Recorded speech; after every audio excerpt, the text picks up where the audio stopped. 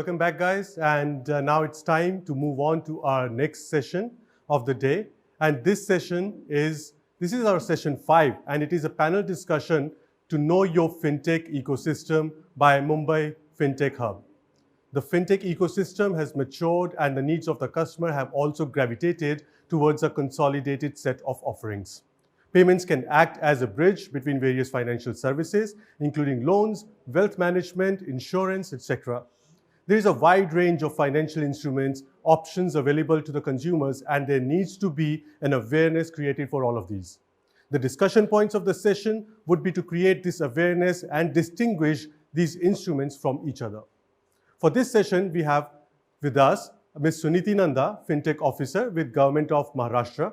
Suniti will also moderate and guide this session. And welcome to the discussion, Suniti, and good to have you with us.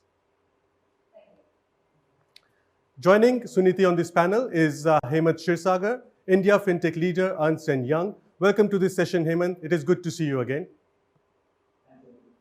Our next panelist is Mr. Vivek Belgavi, Partner, PwC, and welcome to this discussion, Vivek. And completing this panel is Mr. Amit Goyal, founder of Medici. Welcome to the discussion, Amit, and thank you for joining us. And now, I would like to hand over this session to Suniti to take it forward from here. Over to you, Suniti. What a great way to start Monday, actually. So, as you hear, the session is about know your fintech ecosystem.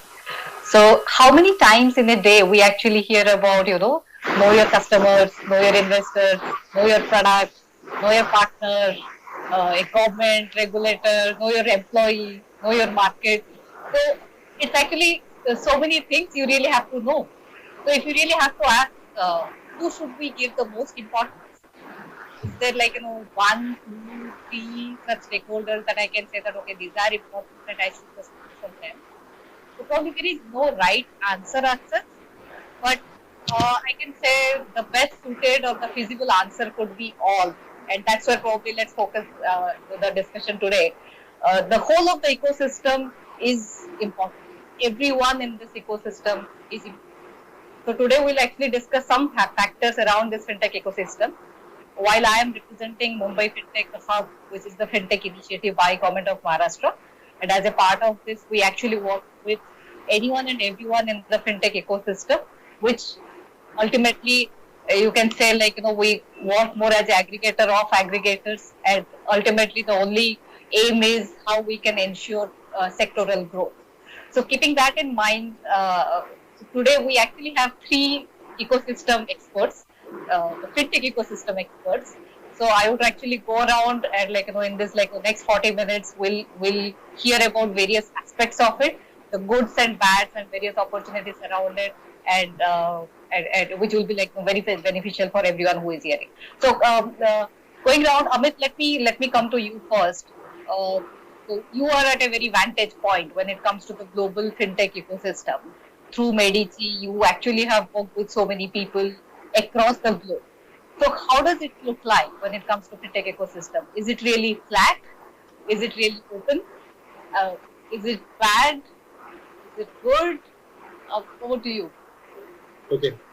There is a bit of audio issue, I'm hearing some other sound as well. So maybe some of you can go on mute. But to answer your question, Suniti, first of all, thanks for inviting me, Singapore Fintech Festival, and Suniti and everyone. I think India has done a tremendous job, especially in terms of some of the infrastructure work and digital public goods, as we say, whether it be about identity or, having bank accounts for everyone, and, whether opening up systems like UPI to the fintech companies. That led to proliferation because there had been real-time payment systems in other parts of the world, but they were not open to financial technology startups. And when UPI was open, we have seen what it can do. UPI clocked about 2 billion transactions last month, and huge impact, right? So our thesis is that a good ecosystem is one which has great infrastructure, has great support, but it also opens it up to the startups to innovate. And in that sense, I think not only we in India, we have seen more than 2,200 startups, when we checked last, when we released the India FinTech report mid this year. But in the last 4.5 years, we have seen, about 1,500 new startups come up. And that's the sign of a very, very good ecosystem out there.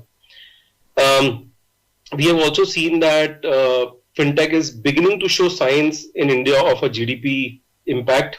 So overall, various entities in the ecosystem are actually, really, really helping move fintech forward, and that has been made possible by efforts from some of the ecosystem players like the ones on the call, but also more importantly, I think the public digital goods that have been built. There is not a very sort of objective sort of comparison between different ecosystems, but I think my yardsticks are that there are a few parameters that we look at, like how many new fintech startups are coming, how they're getting funded, are they able to monetize, are they able to make money, are they getting exits, are they getting are there IPOs, is there M&A happening, and stuff like that. So I would rate the Indian fintech ecosystem very highly on everything else, from infrastructure to number of new fintech startups, number of entrepreneurs entering, support that they are getting from the ecosystem. Also in terms of funding, because in just 1.5 years, like between Jan 2019 and mid this year, about $5.4 billion was raised by fintech companies, about 263 deals. But when it comes to exits and monetization, I think we need to do a lot more, right? So we don't have a very, very conducive environment for sort of M&A. We didn't see a lot of M&A deals happening in fintech space as compared to the other ecosystems. And we did not see even a single IPO in the last few years, which is not good. I think, that is the call of the hour. I think we all need to work together to make that happen. And also in terms of monetization, how we help these companies make money, because India can be a really tough market from monetization perspective. So I think those are the areas in which we still have to do work. But yeah, as a starting statement, I would say that we are doing pretty well, in terms of supporting startups in the early stages and taking them to a stage with our public infrastructure and with all the support from the ecosystem. What we have to now do is think about what happens in the later stages in terms of M&A and IPOs and exits and so on. Fair enough. Thanks, Amit, for bringing that point out. Since you are mentioning about the investment numbers, and you're also mentioning that we are seeing that there is a fintech ecosystem, like an overall fintech sector is actually like we're able to see the impact in overall GDP. So definitely investment numbers are very encouraging. I mean, if I just see that as one of the parameters from ecosystem standpoint. So I'll come to Vivek on that. So being a fintech leader in the ecosystem, looking from a PwC standpoint and overall ecosystem standpoint, you have been seeing it through. And I'm sure you might have really be party to so many deals that are happening out. How easy do you see it is to find this? I mean, do you really see in this information asymmetry world that this is a easy bit out there in the ecosystem? Whether let's look at Indian fintech ecosystem, but also is there a benchmark that we can really compare with? So your thoughts on that? Thanks, Sunidhi. Great point by Amit, and I thought it was worthwhile to nuance between what do you mean by an industry and an ecosystem. Fintech, we could also call it an industry, but we are really talking today about an ecosystem. And in my mind, the difference is a typical industry's business value chain can be drawn quite linearly. It really starts from uphill, it goes downhill, right? So, but ecosystem, in my view, should be visualized more like a network.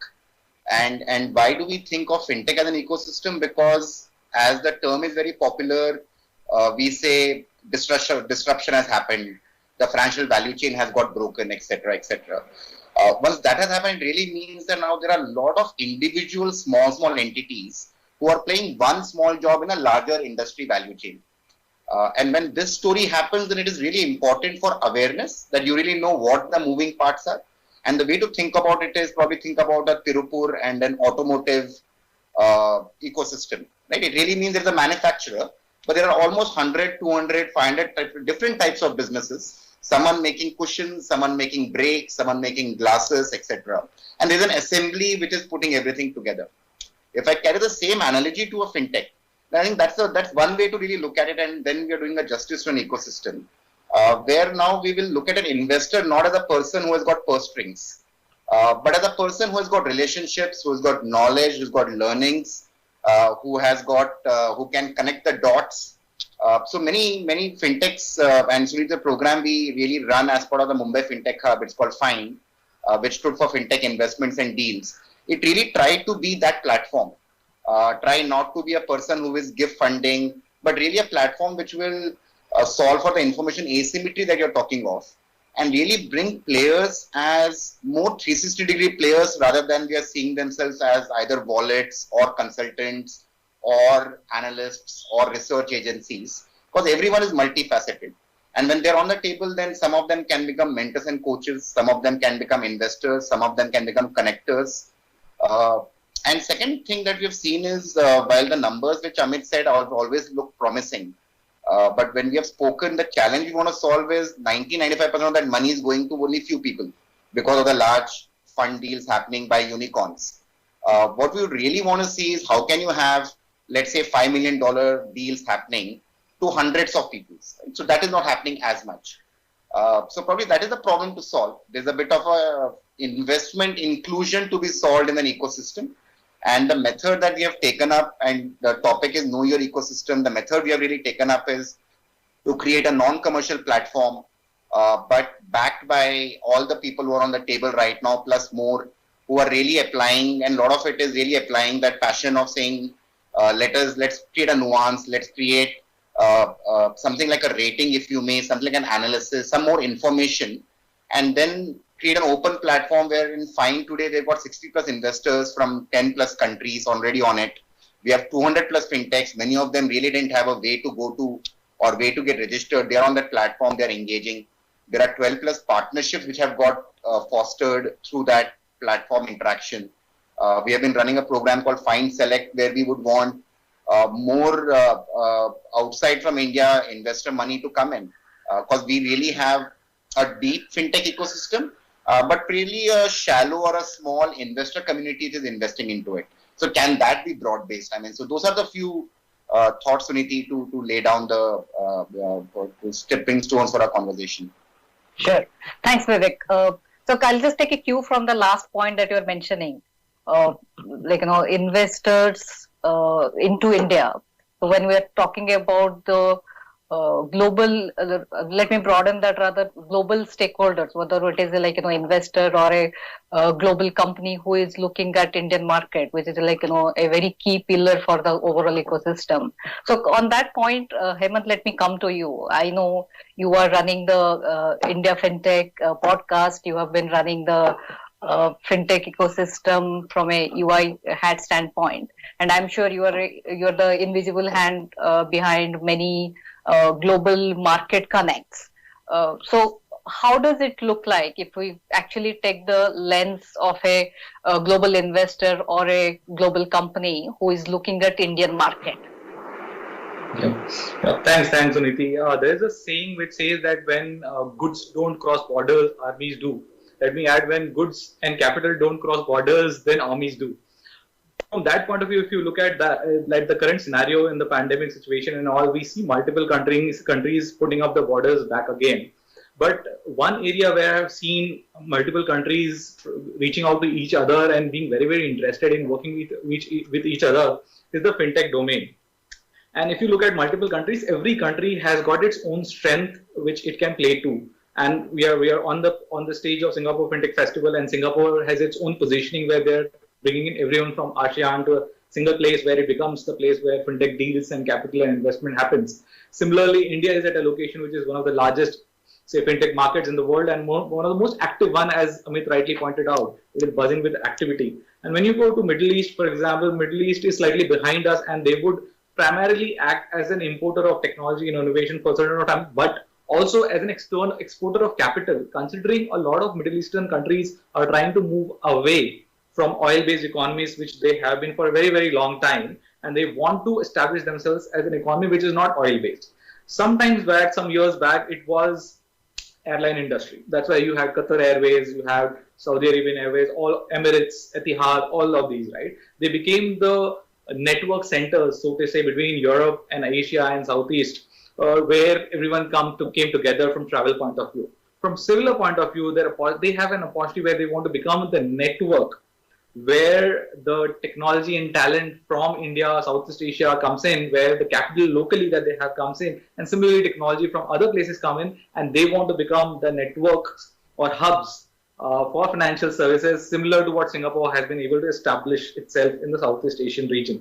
So from that point of view, Suniti, if you see, every country, many of those countries have established their own fintech hubs, and we have Mumbai Fintech Hub leading the charge from our point of view. And every country has created its own type of assets or point-in-time engagements where people come together and start engaging on things. And I was just having a discussion within one of the Middle East countries, and they were looking at increasing their angel investment ecosystem. And the problem that they're facing is they're flush with capital. But when you look at the opportunities to invest, they don't even have one company which is going in a Series A today. They are at least very, very early stage of growing in. That means that capital today requires investment opportunities, which, as Amit and Vivek pointed out, are abundantly available in the country today as far as India is concerned. From that point of view, Suniti, with Mumbai Fintech itself, we are running multiple programs where we're trying to make other countries aware about what is happening within India from both a opportunity for investment perspective, the technology availability perspective. On the other side, we have some brilliant fintechs. We have done a brilliant job within the country, and it would be unfair if we do not take that innovation to other countries, including Africa, say Vietnam, Cambodia, for financial inclusion kind of cases. But when you come to open banking or high tech, then taking them back to Europe or US. And many companies do want to go there. They just need the knowledge that they acquire on both sides and some kind of soft landing for more difficult countries, similar to India, right?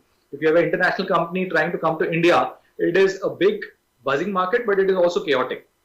That means if you want to really understand how you want to enter, there are so many places that you get information from, and you don't know where to go to for everything. Opening a bank account, as basic as that, to going for saying where to register, what format to register, what licensing, who should I partner with, where should I set up office base, all those kind of questions. So those are the problems, Suniti, that with Mumbai Fintech Hub we are intending to solve as a provider, a supporter to the overall ecosystem, but as EY itself as well.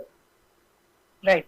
So for sure, I mean, I do strongly believe that we are on a right path, but I can definitely see that collaboration is the call of the hour.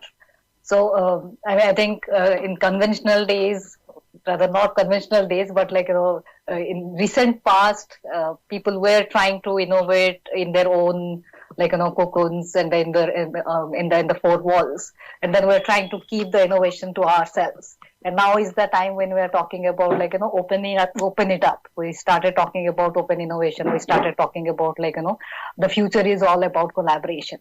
So these are the good things that are happening, and that needs to happen more.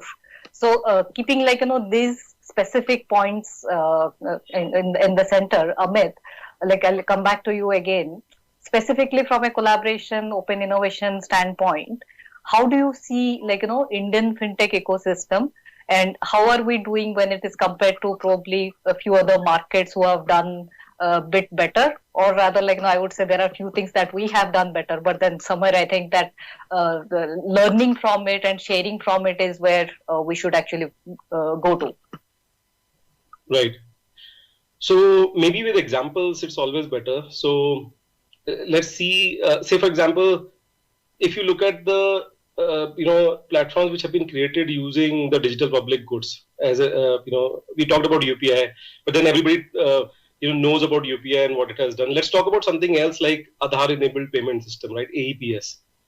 Now, if you look at it, right, it is growing like anything, right? It's like from 500 it went to 1,000 to 1,800 million dollars, in just the first half of the year.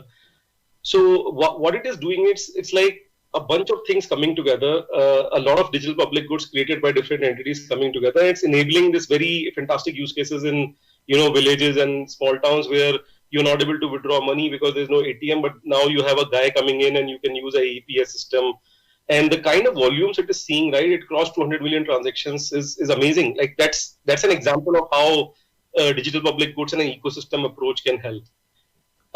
If I look at the flip side, right, because we are such a big country and because there's so many people and groups and associations and, we have never been able to form like one single, like a Singapore FinTech Association or a Hong Kong FinTech Association.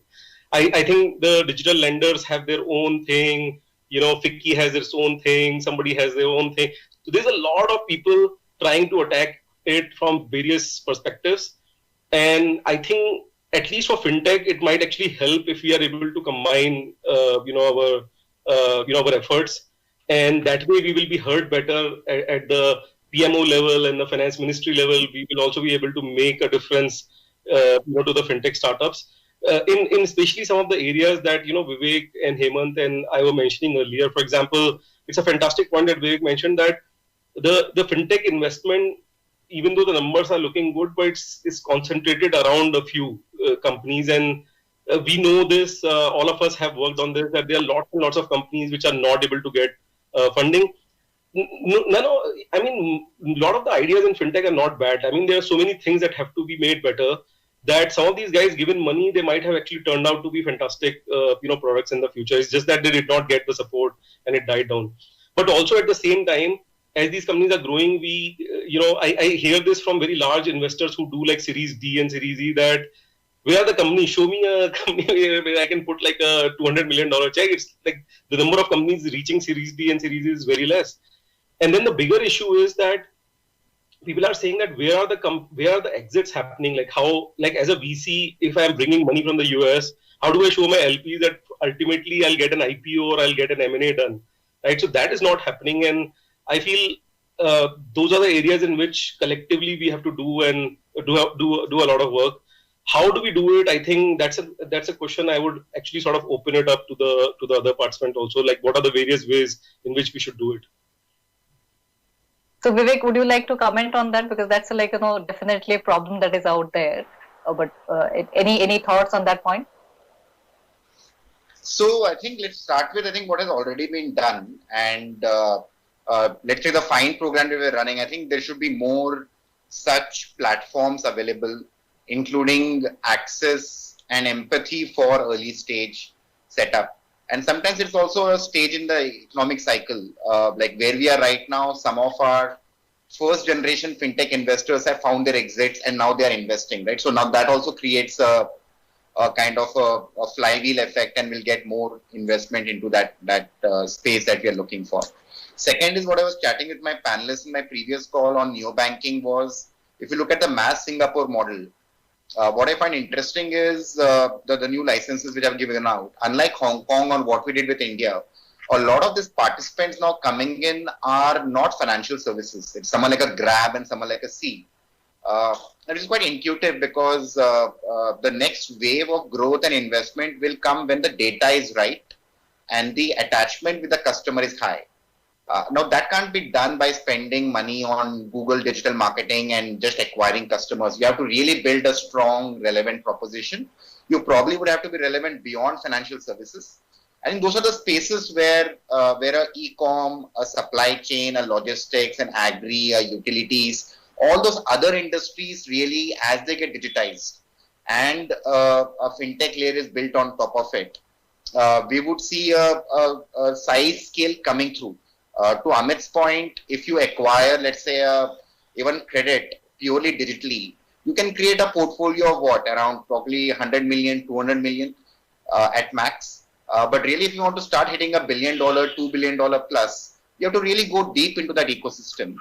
And there, I think our emerging models around something like an NUE, the account aggregator framework, the whole Open framework, And in last 6 months, more than fintech, I am personally been more excited about the investments happening in alternative supply chain digitizations, because those are where large businesses will get set up, because they are generating good amount of data and good amount of stickiness with their customers. Investors will follow. They follow business. So I think amount of effort one spends into trying to attract an investor is not really needed, because you also want to make the money return well. There are some macro issues at a country level which should get sorted out even better. But really, from a market perspective, develop a good market, and government can play a big role in opening up that market with open data. Investors and rest of the story should come follow that. True, true, true. I think that's a very important point. Like, while the market is evolving, so for sure, government and regulator need to step in and do their bit. So for sure, at least in India, what we have seen is the few things that happened late, but for sure, at this point in time, we do see that all our regulators are looking at innovation from a different lens altogether. So these are positive signs, at least, RBI, IRDA, SEBI, everyone is really looking at, okay, we can think of it like, doing some different stuff, at least trying out. These experimentations are something which will definitely be of help, is what I would say. And when it comes to, I think, IPO, M&A, I'm sure there are a few things that are cooking which will come out, and with market expansion, probably there are a few better stuff that will definitely come out. So the few things that I have seen is, from a collaboration standpoint, when it comes to ecosystem, as you're rightly saying, some of our players are really big. They have actually graduated to a stage. But then there is a larger companies who are at a very smaller stage, and they are yet to be a significant part of the market. So it could be an observation, but I strongly see that there's a huge gap in this. So there is you can say, I said information asymmetry at the beginning from an investment standpoint, but even from an overall standpoint, if I'm a fintech entrepreneur at the beginning, I'm very passionate, I'm trying to solve a particular problem, but probably I'm not thinking big. I'm not thinking big, which ultimately is like I'm not able to expand the product base. I'm not able to probably reach out to the larger customer base. And in that process, even though I have a good product, probably I'm missing out. I'm actually missing out with the big boy competition that's happening in the market, which is probably, I think, ultimately is not good for this ecosystem when we are in this initial growth stage. So I don't know what the right answer is, but probably, Hemant, you were an entrepreneur at some point in time, and how do you see this? I mean, what can be done? What will work better to really, bring in a good balance in the ecosystem from that perspective? Yeah, Sunidhi, and being an entrepreneur, and at that kind of a failed entrepreneur as well. So coming from that point of view, what I would say is, what we need to just make sure that the playground is equal, but we do not need to give so much support that a company which should not survive, or an idea, whether its time has not come, or it is an idea or an entrepreneur who is not ready. It could be the idea be not being ready, or the entrepreneur belong to. We don't have to convert them to a moving zombie. If ideas are coming up, entrepreneur is coming up, and its time has not yet come, and those ideas or those companies die quickly, but then we have created a framework or a playground where the entrepreneur can pick himself up, find a new idea, engage with the right partners, and create something new which he has learned and is able to do that.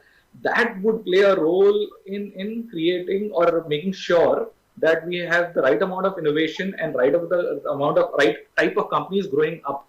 I think a lot of time people say we need to support more, I think we need to just make sure that what they require is available and there are places they can get it, rather than trying to put a cocoon around them and trying to make them survive forcefully. That's my point of view on that particular point, Suniti.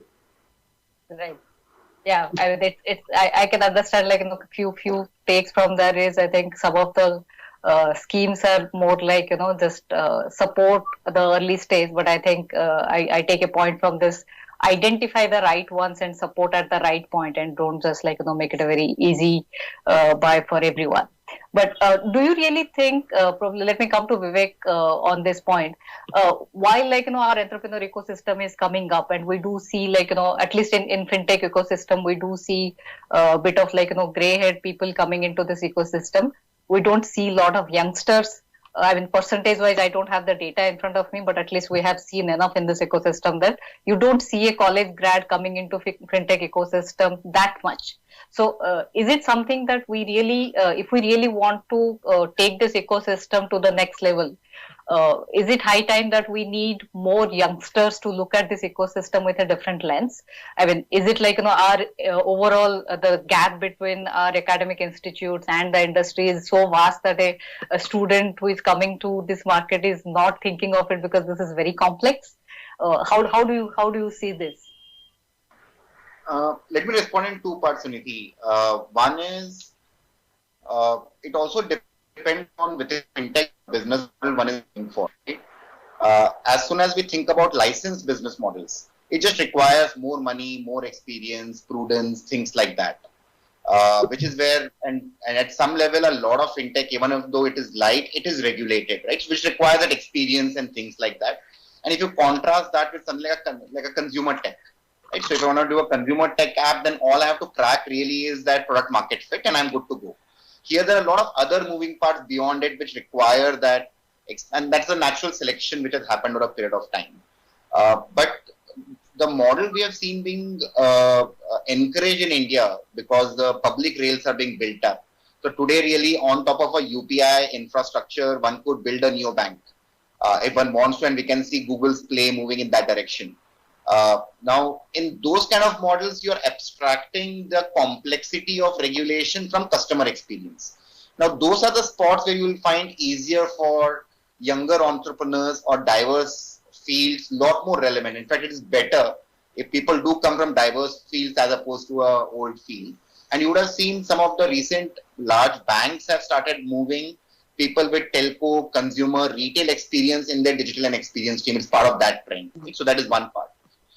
Second part, though, where I feel a lot of opportunity, not just in India, but especially many of the Asian markets is compared to few other ecosystems like Israel and Silicon Valley, which come to my mind, we haven't yet created a great academia industry nexus.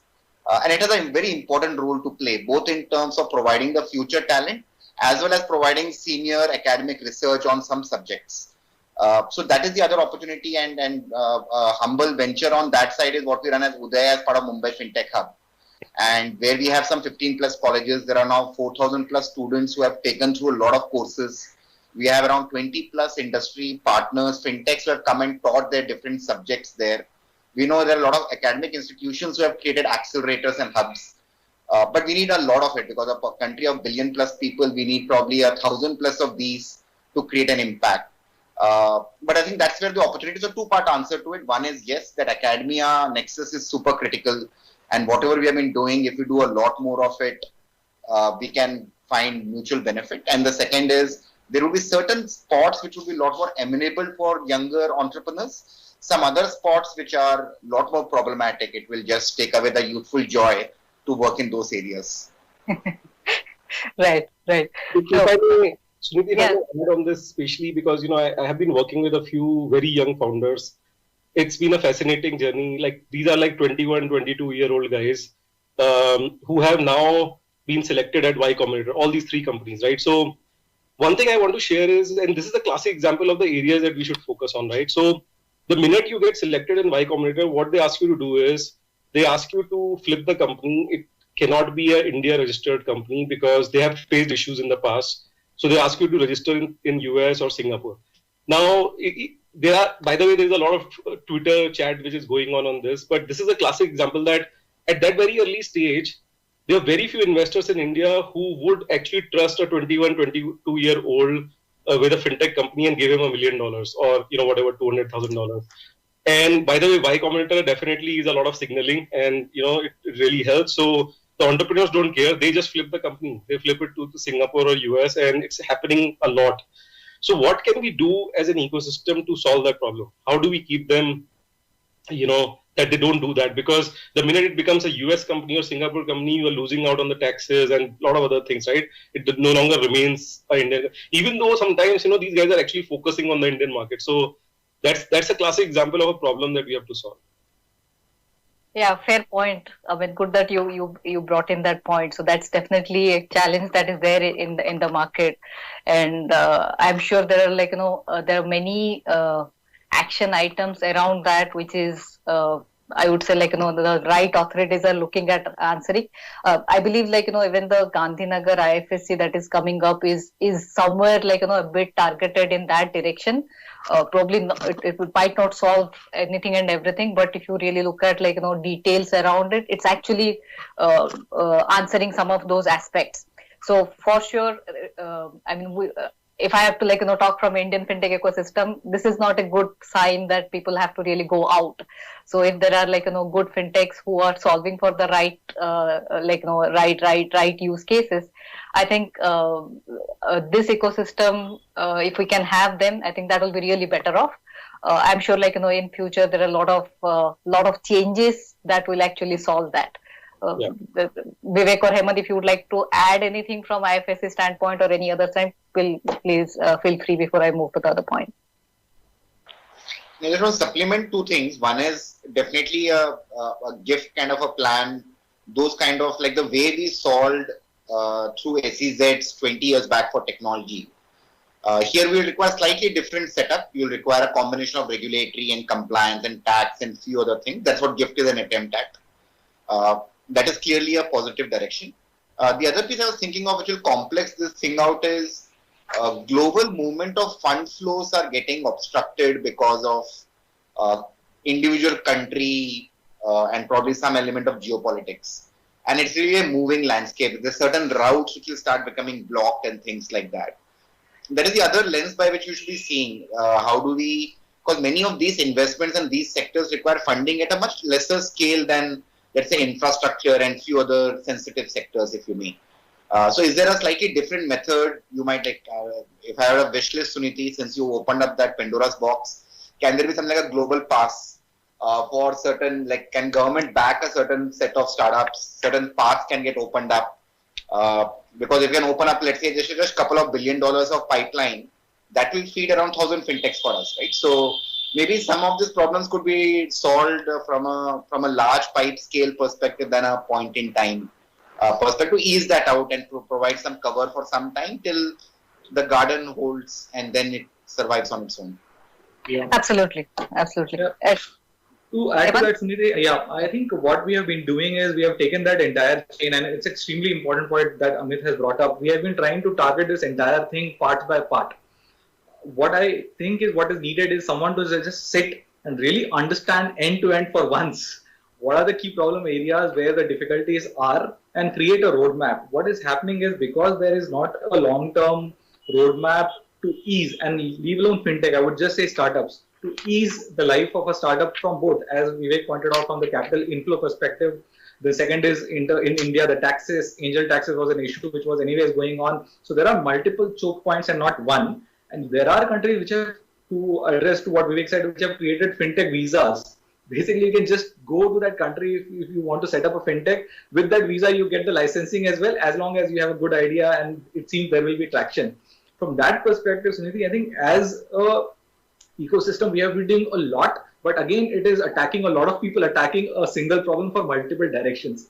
We may have to just come together as industry, government, and try to just list down a long-term 4-5 year roadmap and just go point by point and see what can be done at each element.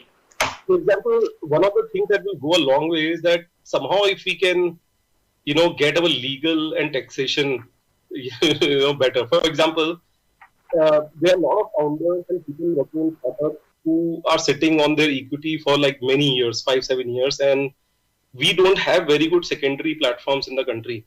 And I have been doing a lot of research because one day probably I want to build a secondary platform for this country. And I'll tell you the issues are that in US there is something called SharesPost. In Singapore there's Fundnel. And I was talking to a bunch of guys in India, at larger tech companies and then people who do secondaries. They have been one-off deals in India because the reason is that they have to be large enough. Like you have to sell like around 10 crores of equity for it to make sense, because the legal and taxation costs and overheads are so high that just to make that happen, it's such a difficult thing. So I guess if all of us together, right, if we can actually make this from a legal taxation perspective, right, somehow if we can solve this problem, there are a lot of people who will benefit from, secondaries. I think that's a very important thing for the startup ecosystem. Good. Just Point. another point, Suniti, is right. I was speaking to an international investor, and he said that sometimes when you know that the legal taxation, everything is difficult but certain, it is still easy. But if there is an uncertainty and you don't know when things will change, and you have to always keep second guessing, that's a situation which is very, very, very dangerous for an international investor or even a company to set up base in a particular country. Right. So point taken, noted. So now that we are in the platform and we spoke about this point, and this is something that has been been in our radar. So how about make a recommendation on some of the points to Government of India, and there are other authorities. So anyways, we will be collaborating with GIFT very, very soon. And it will be really good if we can, put in all these points and really see how we can make the right recommendation, which will be very, very important for this overall ecosystem and the sectoral growth. So I think we can definitely have a broader set of discussion. And all your points, Amit, Vivek, Hemant, is something we'll be taking in. And I think it will be in the best interest of the ecosystem if we'll have even a broader touch base with the ecosystem, where we have representation from the entrepreneurs and the investors, and also some global players, so that we hear them out. And let's see if we can really see or recommend the kind of solutions that can help.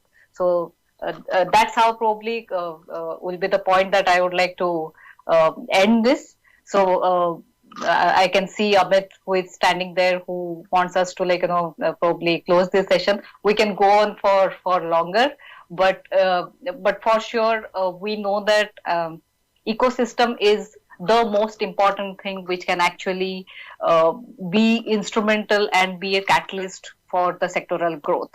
And it is for everyone, whether you are a startup or you're an investor, you're a government or a regulator. We cannot live without each other. So the more we look at collaborating, the more we look at learning from each other and sharing with the broader ecosystem, the future actually will look bright when we are all together in this. So with that, thank you everyone for your time. Thanks Vivek, Amit, Hemant. It's always good to chat with you. Thank you so much for great points. Thanks, Suniti. Thanks, everyone. Thank everyone.